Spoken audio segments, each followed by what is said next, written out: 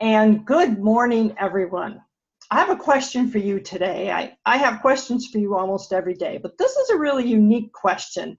It's how do you pre-plan living well with your pets? Everyone who watches this show knows I am a very big pet person because, after all, I do come from Blog Paws.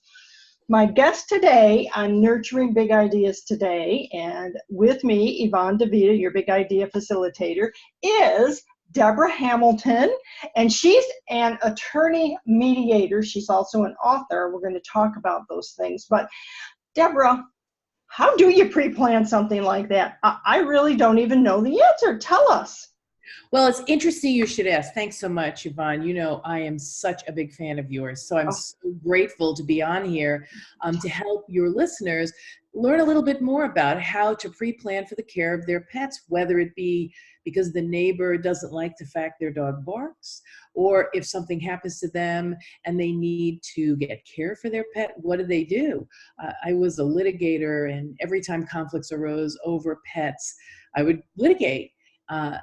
In 2010, I think it was, I decided that didn't help people live well with pets at all.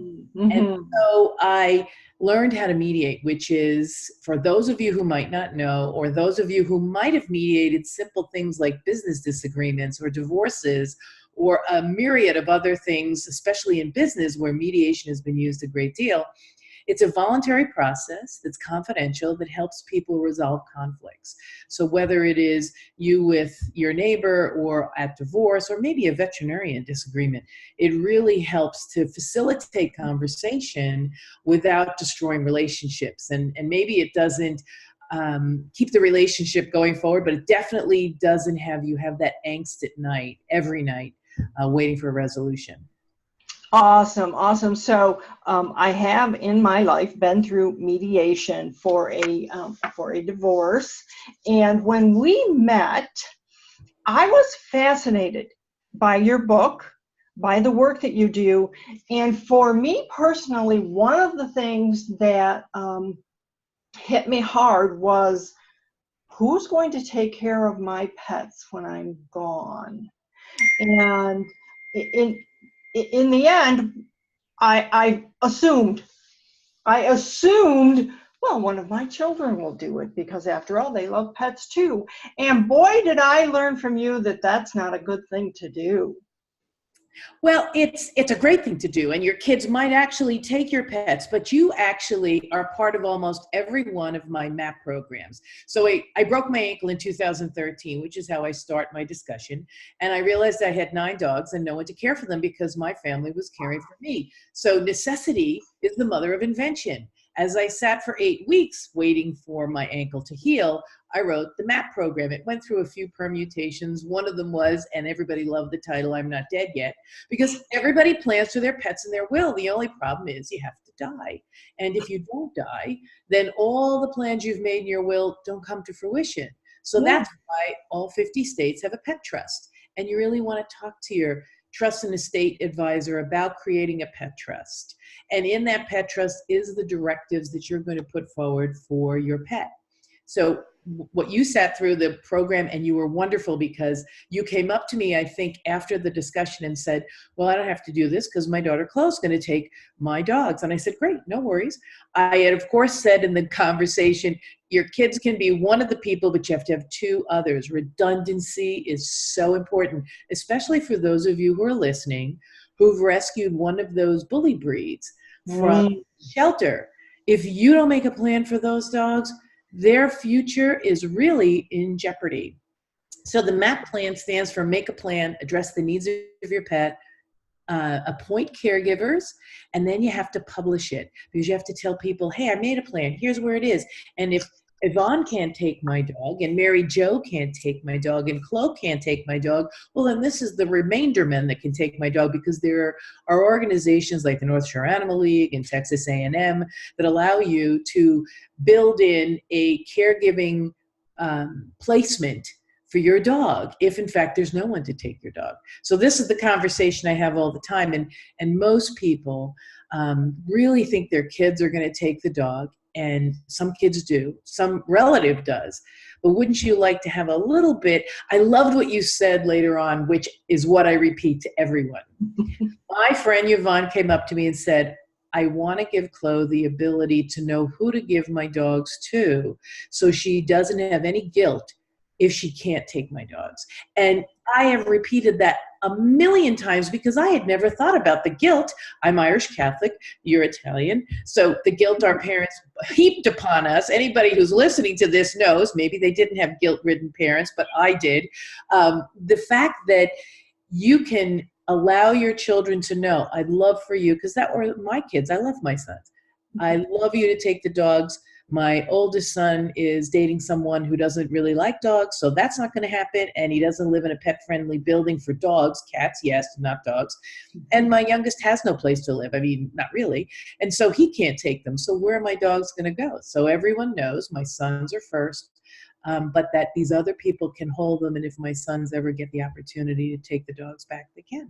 But you have to write that down. Yeah, so we should talk more about that on another show, because I think we could go on and on. I can think of so one of the things, Deborah, that I worry about is if we're in an accident and Emily's in the car and she runs off. I worry about that. Not that I don't know whether this MAP program helps with it, but I worry about if we've moved from Colorado to New York, so Chloe would willingly take Emily, but now I'm thinking, how would she get Emily from here to there, and where would Emily stay in the meantime? And so things like that we can go into great detail, but the mediation part is also important. I want to cover some of that here because we, in our new home, there's a neighbor, well, the houses are pretty far apart, but the neighbor down the hill has a couple of pity breeds that routinely get loose. I think they're probably delightful little animals. I've never seen them be mean or growl or anything, but everyone in the neighborhood is frightened of them. And the sad thing is, when you're frightened, then you often frighten the animal, and who knows what would happen. But the point being that I have thought to myself, we need Deborah, because we need to get the neighbors together. We need them to find out why these dogs keep getting loose. And, how do you do that then if we were to come to you and want you to mediate? So this is a delicate issue, and I always talk to people who have the pity breeds. I say you really have to be proactive. Not only do you have to introduce the dogs to your neighbors so they all know them, and you have to be proactive. And maybe somebody will say, I don't want your dog on my property. We'll say, would you come to my house and meet them? Because it's up to us as pet owners not only to keep our dogs safe from other dogs, but to introduce our dogs to people so they know, no, my dog doesn't get along with little dogs. No, my dog gets along great with little dogs. You really have to be proactive. So if anyone was to call me, what we would do is we would sit down with all the people who have sort of a fear of these pity breeds and say, okay, what are the 3 or 4 things that we need to address with the neighbor? And then what we do is we bring the neighbor in, not to, you have to do this because that's going to blow up. No, we really want your dog to be a member of our community just as much as our dogs are a member of a community, and we might misunderstand a lot of things about the breed. So would you be willing to come and educate us? And at the beginning of when we were talking before we went on the air, I always said it's always better to listen first. So as the community members get together, instead of telling people with these pity dogs or bully dogs, what they're afraid of, say, tell us a little bit about your dog. Tell us about what you know about his past or her past, how she reacts to things, thunder, lightning. And then you build this common ground where, I don't know about you, Yvonne, but I have 1 or 2 dogs that don't necessarily like lightning and thunder. Yeah. I have, dogs that go under the table on July 4th, and mine are bird dogs. So that's really sad because they're supposed to, guns are different than fireworks. I swear to God they are, because they're able to go hunt, but they're not able to stand fireworks. But if you start, and the way to do that is to have someone who's neutral, me or someone else who's a mediator, come in, because when you have these conversations, they often deteriorate because people feel they aren't being heard. And what the mediator is able to do is not only empower you and enable you to feel heard, but he or she empowers you and enables you to listen.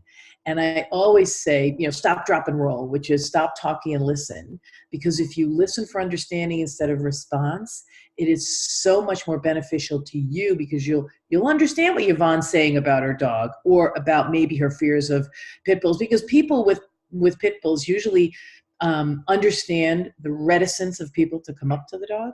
Mm-hmm. Sometimes they get defensive because, not my dog. My dog's great. Well, I know, but I met a dog that looked just like your dog and they weren't great. So can we have a conversation? Because I love to love your dog, but I'm a little afraid. And I'm giving off those pheromones, which of course, as you beautifully put, creates that whole entire, I want to be your friend, or, I'm getting a little afraid. So it really behooves people who are in a situation such as yours to get together, have a conversation, pull out 3 or 4 things you'd really like to get to know about the neighbor with the bully. And then bully breed, sorry, not bully, but bully breed. And then say, we'd love to have you over for coffee. And really stick to those things that are non-confrontational. Getting to know the dog. Tell us a little bit about its history, because we want you to be a full member of the community, as opposed to keep your dog behind a gate on a chain, because as we all know, that really frustrates a dog. And if a dog's going to have an issue, being on a chain or having a muzzle is not the best way. Although I have to say, I would prefer to have my dog with one of the beautifully painted muzzles now, so that I know they're safe if I have a moment thinking that they might not be, than have a risk of them, getting into mischief or trouble or having a bad day and being destroyed. I mean, beautiful muzzles now. I mean, really beautiful muzzles. And, even some of regular dogs, golden retrievers, Irish setters, dachshunds, they can get nippy too. So it's not just about, some of the little dogs are much more ferocious than the bigger dogs. And so. Absolutely. So do you see, when you have mediation, I guess I'm wondering how many people actually come in with a chip on their shoulder and just sit there and don't listen. And it isn't just about the bully breeds, as you said, because barking dogs in your neighborhood, anything. Because so there's a video on here. If any of your listeners want to go, just go Hamilton Lawn Mediation, and I think there's a bunch of videos, and one of them is about the barking dog. And so, the neighbor's dog barks a lot, and how do you approach that? Well, it's up to you. You can only control how you're going to react. So it's a very simplistic video, but so poignant. Don't go while you're angry. Don't go knock on the door in mid bark, because you cannot be your best self, because you want to choke the life out of the dog. Especially, I've had several clients who work nights and come home during the day. And of course, we all leave at 6 in the morning. We let our dogs out and they bark. So you want to go choke the dog because you're tired and the dog is barking. You want to go when you're not angry, when you have, totally, you've gotten some sleep after the dog was put away and things like that. You want to ring the doorbell and you want to say, listen, I would love to buy you a cup of coffee. And I'd love to buy a cup of coffee somewhere else so we can sit down and have a conversation at a public place, go to Perks, go to Starbucks, go to wherever, and have a cup of coffee and say, what can we do together to figure this out? It's always the we, not the you. And that's where, as you said, people come in, fold their arms and say, you're not going to tell me what to do. And I always, as the mediator, say, you are absolutely right. Nobody here is going to tell anybody else here what they have to do. Rather, we're going to try to figure out how to work together to find a solution. And that's never easy to do when people come in with their own opinions, which is why mediation works so beautifully, especially in this group speak. I do a lot of dog park mediations because, people bring dogs to the dog park, and it's a free-for-all. So I do a lot of conversations. And how are you going to speak to Yvonne when she comes with her little chihuahua who bites everybody? What are you going to do? And then you bring Yvonne in and say, so what can you do to facilitate a more peaceful? Do you come early in the morning or late in the afternoon? If your schedule is like this, do you ask? I mean, there are so many things that people are willing to do if they don't feel as if people are ganging up on them. So that's why the mediation piece is so wonderful, because there's somebody there who stops the gang up. The gang mentality of, we're just going to teach Yvonne a lesson. No, it stops the gang mentality and really creates a path of least resistance to a solution. So I really love that there's this ability to bring in a mediator, because I strongly feel, to your point, that we often do come in with this preconceived idea that I'm right and you're wrong, or I'm not going to listen because you're not going to listen. And in the end, what happens is the animals are the ones that pay the price. Right. And so we, you, myself, other people from blog posts, and people who work in the animal kingdom, we constantly try to say it's a people problem. It's not a pet problem. So, we're going to have to wind up a little bit today, but I want to leave it with that idea that it is a people problem, and people can learn if they come with an open mind, because it'll just make everything better for everybody. Absolutely. And the final thought on this is, if you can have someone help you focus on what's in the best interest of the animal and not your ego, it is so much more beneficial for the animals. And you can work it out. You can, if you put your ego, or you leave your egos at the door, and you really come in solution oriented.